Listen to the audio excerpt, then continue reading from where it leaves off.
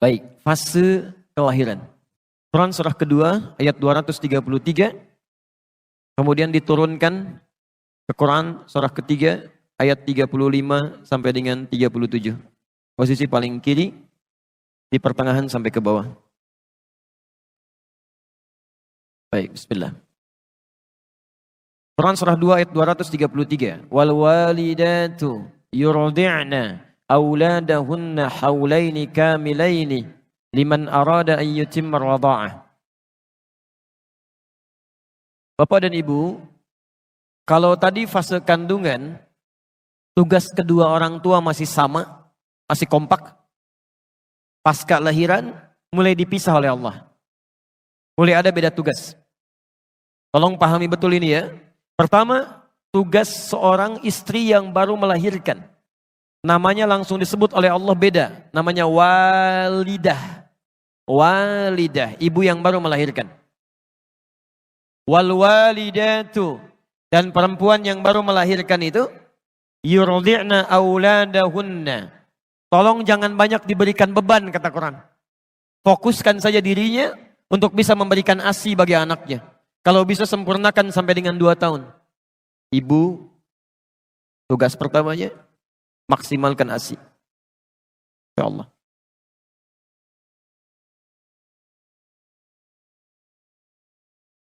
Masya Allah. Anak lahirnya bersih, suci, maka makanan pertamanya pun Allah inginkan makanan yang paling suci. Yang langsung mengalir dari ibundanya. ASI.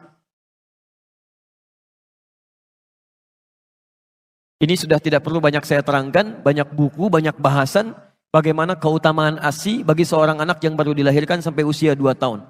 Ya, jadi ini sudah ada dalilnya, orang barat banyak mempraktekkan, dan saya baru dapat kabar sebelum ke Jawa Timur, bahwa di Amerika, begitu bayi dilahirkan, itu wajib harus diberikan ASI dulu. Dalilnya kita yang punya. Teman-teman, jadi saya kasih bocoran sedikit ya, ini rahasia di antara kita lah pagi ini. Yang paling banyak mempraktekkan isi Al-Quran dan hadis itu sekarang orang Yahudi, Pak. Orang Yahudi. Dan mereka itu paling yakin dengan Quran dan hadis, paling yakin. Cuman mereka nggak pernah sebutkan kalau ini dari Quran, ini dari hadis. Saya beri contoh ya. Dari mulai anak-anak itu kecil sampai dengan dewasanya, anak kecil saja yang dikeluarkan pendidikannya dari hadis. Tinggalkan hal-hal yang tidak berguna, di tontonan yang tidak bagus dijauhkan dari anak-anak. Hal-hal yang tidak kreatif dijauhkan dari anak-anak. Semacam kayak gadget, kayak macam-macam itu dijauhkan. Yang didekatkan tuh yang bisa menstimulasi otaknya, ya potensi kecerdasannya, dan peluang potensi-potensi kebaikan yang lain. Itu Masya Allah. Itu dimunculkan. Sampai dengan persiapan mau ke hari akhir pun, itu mereka keluarkan hadisnya. Nabi pernah menyampaikan, tanda-tanda akhir zaman diantara puncaknya akan terjadi peperangan besar. Ya, akan terjadi peperangan besar. Di mana saat kemudian terjadi pertempuran, banyak pohon-pohon yang melindungi orang Yahudi, disebut dengan pohon korkod. Nanti ada yang mengatakan di sini Yahudi bersembunyi, cepat, temukan dia. Anda tahu apa yang terjadi? Sampai dengan hari ini, banyak orang Yahudi menanam pohon-pohon yang disebutkan di hadis tadi. Ya orang Yahudi aja yakin dengan hadis, kemudian diamalkan. Kita yang mendapatkan anugerah Nabi, ya kenapa kita praktekkan? Nah, ini poinnya. Maka pertama kata Al-Quran, jika sudah kemudian bayi dilahirkan, maka maksimalkan untuk memberikan ASI. Dan hebatnya, ini yang paling penting. Mohon izin ya, kalau ini mungkin bahasanya kurang menyenangkan, tapi ini yang disebutkan Quran. Wa 'alal mauludi lahu rizquhunna wa kiswatuhunna. Sedangkan bagi ayah yang baru mendapatkan karunia anak ini, jangan ganggu ibunya supaya tidak banyak memiliki perasaan-perasaan, terganggu emosionalnya, sehingga kualitas ASI yang mengalir kepada anaknya tidak baik. Maka biarkan dia konsentrasi dengan memberikan ASI-nya, maka suami memberikan fasilitas-fasilitas kebaikannya. Masya Allah. Rizquhunna, kebutuhan makannya. Kalau bisa suami yang suapi gitu kan, Masya Allah hadir di sampingnya. Kan secara psikologis begini, perempuan yang baru melahirkan itu kan setengah rasa sakitnya itu akan hilang saat melihat bayinya. Sakit luar biasa, begitu bayi didekatkan kepadanya, itu setengah sakitnya hilang. Setengahnya lagi ketika suaminya hadir di sampingnya. Dia yang membelainya, dia yang berikan makanannya, dia yang siapkan pakaiannya, dia yang sampaikan kalimat-kalimat indahnya. Masya Allah, bayinya sudah lahir tuh, Masya Allah. Hidungnya mirip kamu nih. La haula wala quwata illa billah. Tapi kok matanya mirip tetangga kita ya? Itu agak repot ya. Yang lain. Baik. Lihat stepnya. Jadi lahir, di dalam kandungan sudah punya pendidikan. Ketika dilahirkan sudah diberikan bekal eksklusif untuk mencerna potensi-potensi baik supaya muncul nantinya. Disebut dengan ASI. Dan itu nggak boleh terganggu. Seorang ibu terganggu emosionalnya ketika memberikan ASI, maka akan berdampak pada kualitas akan potensi yang dia dapatkan. Nah, yang paling menarik, saya mau berhenti di titik ini dulu. Sekarang mari kita lihat bagaimana sunnah-sunnah Al-Quran ditunjukkan lewat keluarga Imran yang dimintakan pada kita untuk mempraktekannya. Selain ASI, apa yang dilakukan? Quran surah 3, ayat 35 sampai dengan 37.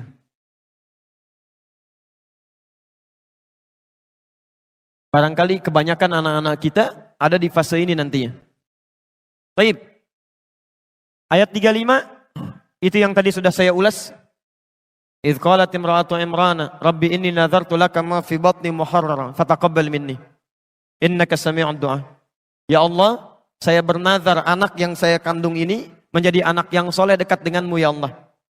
Saya mohon jadikan dia anak yang dekat denganmu. Jadi mohon izin Bapak dan Ibu sekalian, sekali lagi, setiap anak yang dikandung, mohonkan kepada Allah. Dan bagian keduanya di ayat ini, tolong spesifik minta, anak ini mau direncanakan jadi apa? Jadi Anda harus punya planning. Misal, anak pertama itu jadi penghafal Quran. Masya Allah. Anak kedua, tafsirnya. Masya Allah. Anak ketiga, hadisnya misalnya. Anak keempat, fikihnya. Wah, ini kalau dikabulkan oleh Allah Subhanahu wa taala indah sekali. Begitu punya persoalan, nah anak pertama apa ayatnya?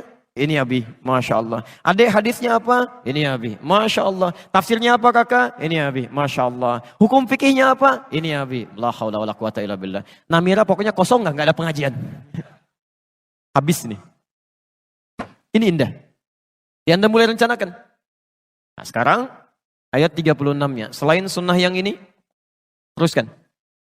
Falamma wada'atha, tatkala bayinya dilahirkan, qalat rabbi inni wada'tuha untha. Kemudian orang tua mulai berdoa lagi kepada Allah Subhanahu wa taala setelah menerima tentang kelahiran ini, baik laki-laki atau perempuan. Hannah pernah berkata, ya Allah, yang lahir perempuan ya. Dijawab oleh Allah, wallahu a'lamu bima wada'at wa laysa dzakaru kal untha. Allah lebih paham tentang yang dilahirkan untuk kemaslahatan kamu. Perempuan pun punya keistimewaan yang tidak dimiliki oleh laki-laki. Jadi ini adab, kalau sudah dilahirkan terima. Baik laki-laki atau perempuan, itu yang terbaik. Jangan mengeluh. Jelas ya? Baik. Apa yang dilakukan? Kemudian, wa inni sammaituha Maryam. Selanjutnya, mulai beri nama dengan nama yang terbaik. Cari nama-nama yang baik. Awas hati-hati. Ada banyak sahabat dan sahabiyah yang namanya diganti oleh Rasulullah SAW karena mengandung unsur yang tidak baik di dalamnya. Abu Hurairah namanya Abdurrahman, asalnya Abdus Syams. Ketika datang masuk Islam langsung diganti namanya oleh Nabi. Jangan Abdus Syams, ganti jadi Abdurrahman. Taib. Ada perempuan namanya Su'ah, si jelek, diganti oleh Nabi enti Jamilah, ganti jadi Jamilah. Dicari nama-nama yang terbaik di situ. Ya. Dan hati-hati, jangan sampai ada nama anak-anak misalnya, bahkan ketika diberikan nama tanpa disadari, itu nama-nama yang tidak disukai oleh Allah Subhanahu wa taala. Misal nama-nama setan, ya. Hati-hati. Khanzab nama setan, Dasim nama setan, hati-hati. Kemudian Misut nama setan, Walhan nama setan. Atau saya sebutkan dulu barangkali ada yang mirip-mirip langsung ganti ya, begitu pulang. Awas hati-hati ya, nama-nama yang tidak baik cepat tinggalkan. Berikan nama yang terbaik di sini. Dan ini yang paling penting. Ingat, nama itu bagian dari doa bagi yang bersangkutan. Jangan bercanda dengan nama, kasihan. Saya lihat KTP beberapa orang Indonesia pernah menerima di media sosial, itu Masya Allah. Ada yang namanya karena bapaknya senang lawakan, anaknya dinamakan Warkop DKI gitu kan. Ada yang dinamakan dengan tokoh-tokoh yang kontroversial. Kasihan, karena yang akan membawa beban dari nama itu anaknya, bukan orang tuanya. Jelas ya? Teruskan. Berikan nama ini, kasih nama. Wa inni u'idzuha bika wa dzurriyyataha minasyaitonir rajim. Ini yang jarang dilakukan. Sejak anak dilahirkan, langsung bermohon kepada Allah Subhanahu wa taala agar dia dijauhkan dari setan. Ada setan khusus yang menggoda anak dari mulai lahir, namanya Ummu Sibyan. Ya. Berdoa supaya dijauhkan dari setan.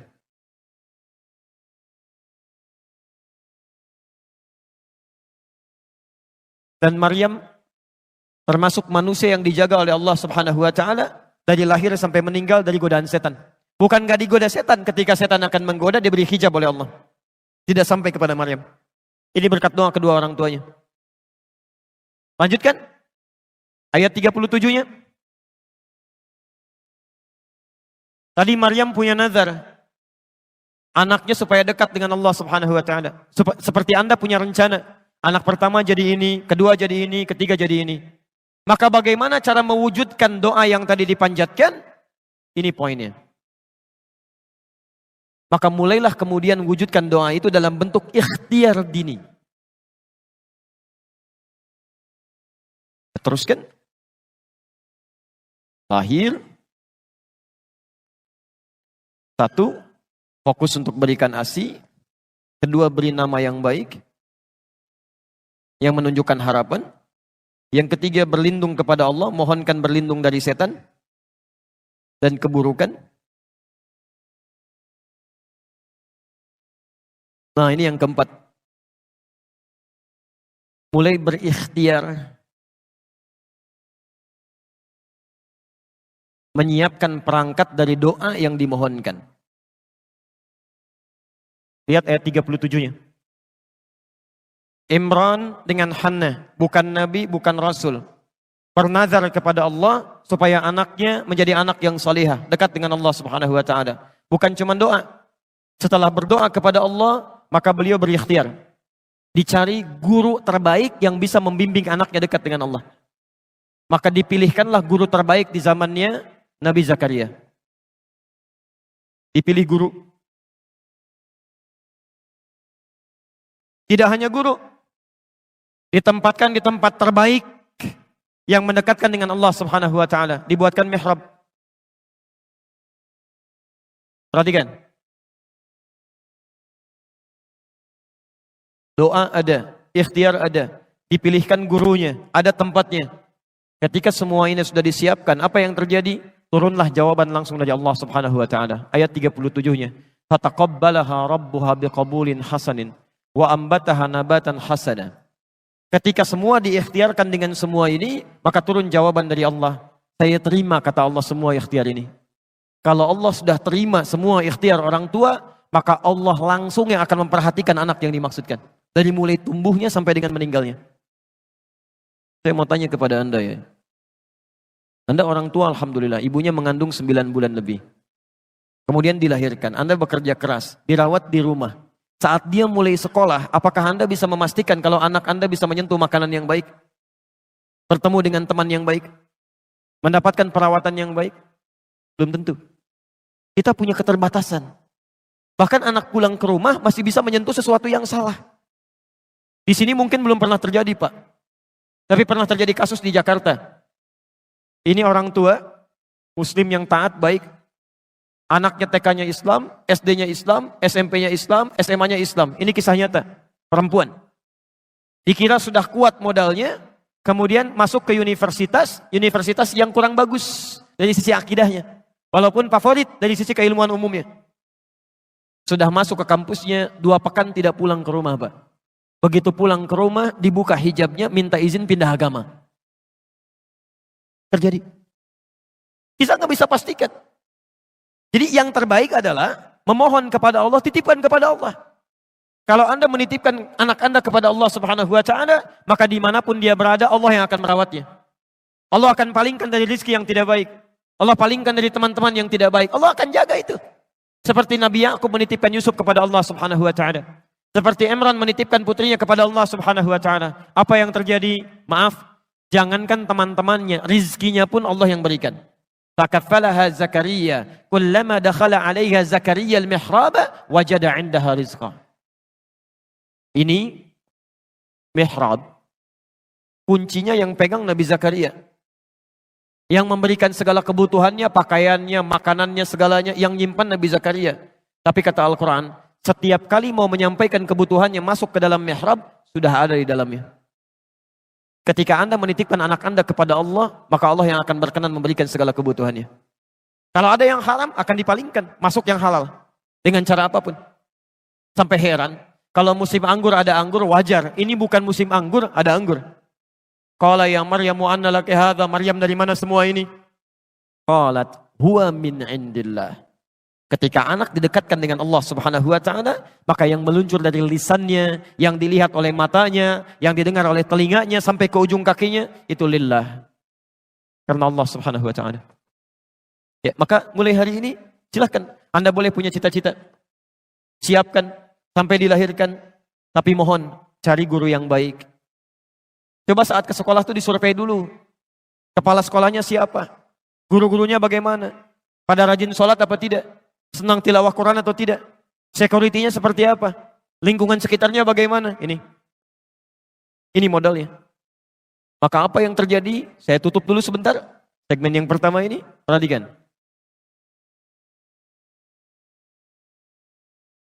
Jadi orang tuanya namanya siapa? Halo? Orang tuanya namanya siapa? Imran. Istrinya siapa? Hanna. Baik. Imran dan Hanna. Tidak disebutkan di Quran. Punya anak namanya siapa? Maryam. Baik. Sekarang lihat. Imran Nabi bukan? Bukan. Hanna Nabi bukan? Bukan. Punya anak namanya Maryam. Maryam Nabi bukan? Rasul bukan? Bukan. Tapi yang hebat, bisa lebih baik dibandingkan kedua orang tuanya. Lebih baik. Ciri kebaikannya, lihat, ciri kebaikannya. Imran dengan Hanna disebutkan dalam bentuk keluarga. Keluarga Imran, Maryam punya surat sendiri, surah Maryam. Ibunya Maryam dan bapaknya kalau ingin makan, ikhtiar dulu. Maryam tidak, Allah langsung yang berikan kepadanya. Ibunya Maryam mengandung, menikah dulu dengan Imran. Maryam tidak, mengandung, melahirkan tanpa disentuh oleh laki-laki manapun. Walam yamsasni bashar. Saya berikan rumus tafsir ya. Kalau di Quran ada kalimat menunjuk kepada orang, kejadiannya disebutkan, itu tandanya tidak akan berlaku lagi di masa yang akan datang. Hanya terjadi pada orang ini saja. Di Maryam pernah mengandung, pernah melahirkan tanpa disentuh oleh perempuan laki-laki manapun. Dan bahasanya dikatakan Maryam binti Imran. Itu artinya tidak akan pernah terjadi kejadian ini kecuali hanya pada Maryam binti Imran saja. Jadi kalaupun ada perempuan sekarang bisa mengandung, melahirkan tanpa bapak, itu banyak. Tapi yang tidak disentuh laki-laki cuma Maryam. Kalaupun ada yang ngaku-ngaku Maryam, mungkin ada. Tapi tidak ada yang Maryam binti Imran. Cuma ini. Lebih hebat dibanding kedua orang tuanya. Sekarang Maryam mengandung, melahirkan. Lahir siapa? Isa. Nabi bukan? Rasul bukan? Rasul. Lebih baik dibandingkan dengan ibu dan kakeknya. Di ketika generasinya dilahirkan, itu selalu lebih baik daripada sebelumnya. Ini prinsip dari Al-Quran. Anak kita akan mendapatkan tantangan di masanya yang jauh daripada kita. Mesti kita siapkan lebih baik dibandingkan kedua orang tuanya. Jikalau punya anak lebih baik daripada bapaknya. Punya cucu lebih baik daripada kakek, neneknya, dan kedua orang tuanya. Karena tantangan dia di masa depan lebih daripada kita saat ini. Sering orang tua mengatakan, Ustadz mohon doakan supaya anak saya bisa seperti Ustadz. Saya katakan jangan. Harus lebih daripada ini. Karena tantangan dia di masa datang lebih daripada ini. Ini poinnya. Anda boleh nggak hafal Quran dan berikhtiar sampai hari ini. Tapi anak Anda mesti ada. Masa satu keluarga besar nggak ada yang hafal Quran satupun? Masa satu keluarga besar nggak ada yang tahu hadis satupun? Mesti ada. Ada yang harus kita banggakan di hadapan Allah Subhanahu wa taala. Nanti di akhir kajian saya akan tunjukkan bagaimana Quran menawarkan masuk surga satu keluarga bersama-sama. Satu keluarga. Dan itu tawaran. Kalau ada yang ingin silahkan, yang tidak itu pilihan Anda.